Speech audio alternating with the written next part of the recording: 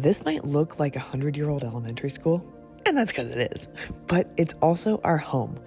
3 years ago, we took a leap, moving from New York City to the cornfields of Indiana to transform this old schoolhouse into our dream home. Today, we're uncovering some of the newest treasures we've found along the way. I've been waiting to do this video until I had a stack of projects to make it as interesting as possible, and now I'm finally ready. And there are always lots of projects going on in the schoolhouse, but this video is about sharing the really good ones, if you're into finding the beauty in old stuff. And I gotta say, a huge thanks to Rocket Money for sponsoring this video. Now let me back up a second. I'm Stacy, one of the people living in this old school. We bought the school sight unseen when we were living and working in New York City 3 years ago. But don't worry, we're not as crazy as that sentence makes us sound. The school is in Franklin, Indiana, the town we both grew up in, and it's just 10 minutes from both of our parents' homes. After a decade out east, a pandemic, and a couple gremlins added to the family, we figured it was time to head back home. We just didn't expect that our home would turn out to be a school. The last 3 years have been a whirlwind of construction and repairs on this old place. We've learned a lot, especially from my dad, and last fall we finally graduated from our parents' houses and moved the toddlers and our dog into the schoolhouse. The projects seem endless, which is kind of perfect for weirdos like us. In today's video, I'm going to show you the top 5 new treasures we've been working on to make this school our home. We definitely nerd out when it comes to finding old things with a story to help us tell the story of our little school. Okay, so I just scored all of these maps off of Facebook Marketplace, and one of these I've been hunting for years. So stick around. I'm going to save this one to hang it up last. But yeah, my heart is still racing. Let's get rolling on sharing some of the new treasures. Treasure number 5, old clocks. These didn't come from a school, but it sure looks like they could have. And first, we need to step back a little bit in time to show you where we got them. All right, so we're back at our favorite store in town. Where are we? Favorite town. Favorite town. At Madison Street Salvage, and this time we're here to get a clock. I've said this so many times in my other videos, but holy cow, I am so lucky that this shop exists right here in Franklin. You never know what gems you'll find here, and all the proceeds go back into restoring old houses and buildings here in town. Like the Artcraft Theater, which is an old-fashioned movie theater that shows movies every week. If you want to have a day or a weekend getaway where it feels like you stepped into a little Hallmark movie, I can't recommend a visit to Franklin and Madison Street Salvage enough. From the long list of amazing antique shops and boutiques to the local bookstore that hosts amazing author events at that old movie theater I was just telling you about, to festivals throughout the year, Franklin is worth a visit. I put together a little guide of my favorite spots that I've linked in my description, and I hope you consider a visit to the most charming small town in the Midwest. And I'm not biased or anything. But anyway, back to the clock. Christine, who runs things here at Madison Street Salvage, keeps a customer wish list, so she knows that I'm always looking for old school stuff. So when this old clock came in, she gave me a call, and I came right over to get it. The clock was most likely connected to other clocks in an office building, or who knows, it might have been a school. But it no longer works without its boss. But it looked so cool, so I took it back home to the schoolhouse to see if we could figure out how to get it working again. Okay, so I have the 2 clocks here, and I actually did this one a couple days ago to make sure that it worked before I made a little tutorial, and yeah, so I'll do this now. These old clocks, because they don't have the master clock that kept all the things synced up, it would be very difficult to get them to work again with these fittings. Plus, I don't have power at the spots where we'd mount them and we move them around. So the simpler solution is getting a little AA battery, some new simple quartz movements, and some new clock hands. And I really like the clock hands with the constant sweep, so I've linked to the stuff I used below. And then we started installing the clocks back on the wall.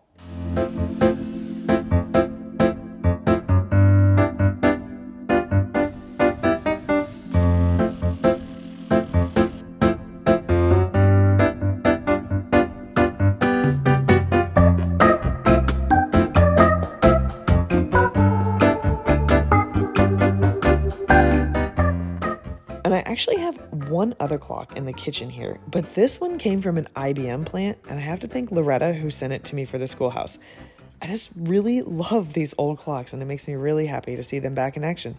Now, before I get to the number 4 treasure, I want to thank the sponsor of this video, Rocket Money. I used to be pretty good at staying on top of things like subscriptions and free trials by just never starting them. But it feels like everything from educational kids stuff, all the kids stuff, to all the tools I use to make content on the internet is a subscription these days. And we've all been there. You sign up for a free trial, you forget to cancel, and it just keeps going. And that's why today's sponsor, Rocket Money, is here to help. Rocket Money is the app you need to save more and manage your money better. This personal finance app helps you manage subscriptions, lower bills, make a custom budget, and grow your savings all in one place. I've used Rocket Money to cancel unwanted subscriptions and negotiate bills, and I just got a notification that it helped me save $192 on one bill. I was not expecting that. It safely and securely identifies recurring charges, and you can cancel unwanted subscriptions right in the app without having to call any customer service. Rocket Money has helped save its customers up to $740 a year when they use all the premium features. And I've been pretty organized when it comes to finances over the years, but I really wish I'd signed up for Rocket Money earlier. It's so easy, and it makes keeping track of the sneaky smaller charges a lot simpler. Take control of your finances today. Go to rocketmoney.com/schoolhouse to get started today for free. Thanks, Rocket Money. All right, let's head back to the schoolhouse where I want to share a new treasure that we added to the decor. Yeah, Margot, we got a really special package from Lennart. We can decorate for the schoolhouse. Right. I'm going to stop right here for a second because treasure number 4 deserves a backstory about how the internet helped me make a new friend from halfway around the world. It all began last year when I stumbled upon these incredible chairs on Etsy. I've talked about them in previous videos, but they came from a school in Slovenia, and I'd been on the hunt for old school chairs for a long time. I'd searched Facebook Marketplace, auction sites, you name it. But every set of 10 or more chairs I found, they looked too new, or they had plastic, or they were super expensive, and they just lacked the character that I was hoping to match our school. But then I found these chairs from Slovenia. They were exactly what I envisioned. Worn just enough to show the history, yet clean and simple, fitting perfectly with the modern lines of the kitchen that we built ourselves. Curious, I reached out to the shop owner, Lennart, and asked more about the chairs. What started as a simple inquiry turned into something more. Lennart shared that the chairs came from his own elementary school, and beyond that, he'd asked if I'd like to also buy these stunning Slovenian educational illustrations that now hang in our schoolhouse entryway. And when the chairs arrived, I featured them in a few videos, and Lennart and I kept in touch. He told me about his life in Slovenia and how he began selling antiques when he was just 12 years old. His passion and resourcefulness were really inspiring. And I mean, he's just a young, scrappy entrepreneur. So I asked if he could send me some videos to share with you, and he graciously did. My name is Lennart. I'm from Slovenia, and this is my vintage shop in Slovenia. Lennart's shop is a treasure trove of incredible mid-century pieces, including some atomic-era lighting. You can check out his collection on his Etsy shop, RetroXU, where he still has more of the chairs that I bought for the schoolhouse. And as we continued chatting, Lennart, knowing my love for old school items, offered to send me additional school posters just because he thought I'd like them. And he did, without asking for anything in return. And it's gestures like this and new friendships like these that make the renovation journey even more special.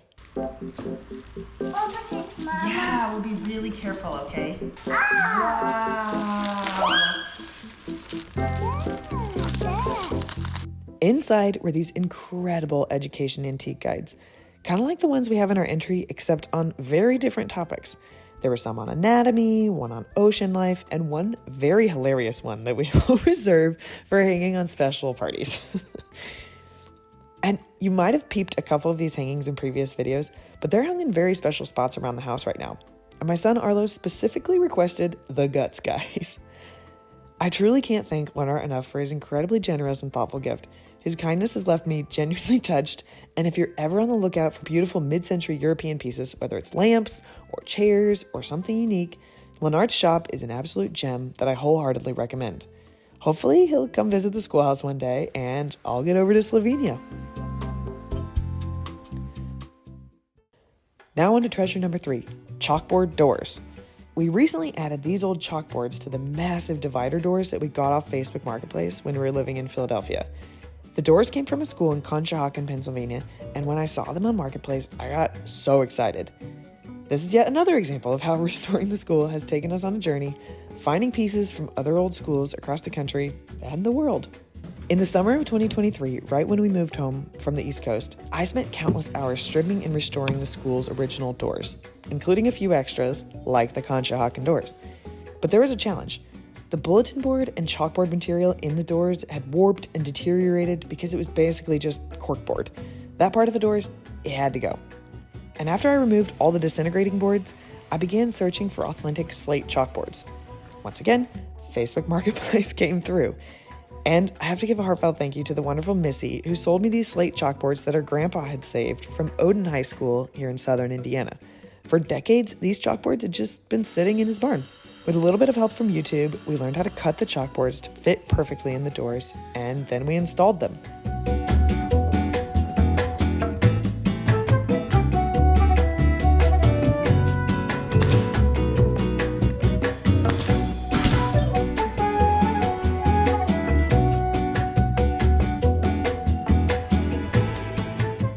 These doors are now the sliding doors in front of our laundry room. And while this project took us literal years and a lot of learning, and I definitely wondered if moving gigantic doors across the country was worth it, it does bring me so much joy knowing that these pieces carry history of old schools from across the country.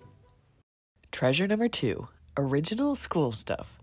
So often people leave me comments and ask what we were able to save from the school's time as a school. And the answer is not much, mostly because after the school was a school and it closed, it was a barn for cows, sheep, pigs, chicken, and turkeys. Which, while it was such an epic chapter in the building's history, I just don't think people were worrying about saving old school stuff when there was so many other things to do. But in the 1950s, a former student bought the school and turned it into her house. And this is a huge reason why this little school survived when so many other schools in the area have been torn down. We bought the school from the former student's daughter, and when we were cleaning out the school, we did find a few teacher magazines dated 1917, 1918, and these are old magazines that focused on educating rural students. And they are fascinating. There are things in here like how to run a cooking class or ways to use cement on playgrounds. And it's just so interesting to see how much education philosophy has changed in the last 100 years. Eventually, we've got plans to make a bunch of picture frames using some of the old floorboards that we saved when we had to tear up some of the floors. Turns out floors don't age super well if turkeys used to live on top of them. And we already started prepping and planing these boards down last summer. But just like all the other projects, the toddlers and other projects have butted into the project line. But for now, in our little study, I hung some of the pieces that will eventually be going in our little schoolhouse museum with some of the photos of the kids that we found at our actual local museum.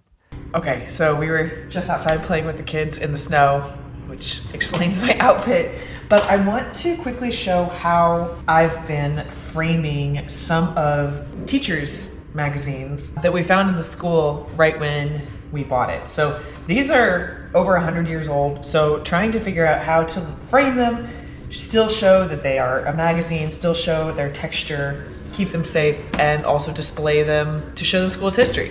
After a ton of internet research, I settled on getting a roll of Duralar from an art supply store. Duralar is basically a thicker plastic, and I use it to wrap the magazines as a little present so that I could put some adhesive on the back of the Duralar and not the magazine. Then I put the magazines in frames that have a little bit of depth to them, like little shadow boxes. I plotted out the gallery wall on the floor and then started hanging these pieces in our study. Okay, so a quick little tour of the gallery wall where we have some of the original items.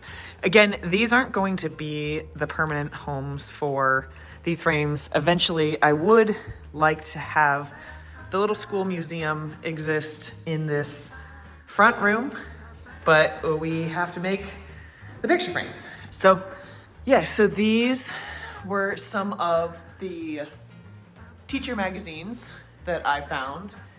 And yeah, on this one, you can see this says for teachers of all grades and rural schools. And over here, we have a few more of those. There's some like little letter ideas of what to cut out for the classroom. Again, here is like a thing on using cement in the playgrounds. And we have a little crest that we got engraved. My sister got us this engraved on a board. Another one of the things we're trying to do is we come from a long line of teachers, so we're trying to get all of our family's teacher licenses and pictures of the family and the ancestors that we had who were teachers. My great-grandma, who was born in 1905, was a teacher. My grandpa was a principal. So yeah, here's one of the pictures of the students in the school. And over here we have one of the older pictures of the school from 2001. And then this little thing right here, it says Indiana Rural Youth. So I actually got this one on eBay just for this room because after the school closed and then it was a barn, they also held rural youth meetings here, which is kind of like a 4-H equivalent, I think, just based off the research that I did. So yeah, this is the office so far. And finally, here is the number one treasure that I teased at the beginning of this episode. Arlo, what did we get at Facebook Marketplace? What did we get? Maps. Oh my gosh. Okay, should we open them up and see what's inside? Yeah! That's right, a certifiable booty load of vintage maps. So many times when I've been searching for classroom maps, they're newer or they have a lot of brown tones. Well, I wanted maps with the turquoise or the royal blues to complement our brick. And the lovely Christine at Madison Street Salvage helped me find one turquoise beauty of Europe, and she made my month finding that map. So imagine how I felt when I found 10 of these on Facebook Marketplace. And the big reveal of the map that I've been searching for?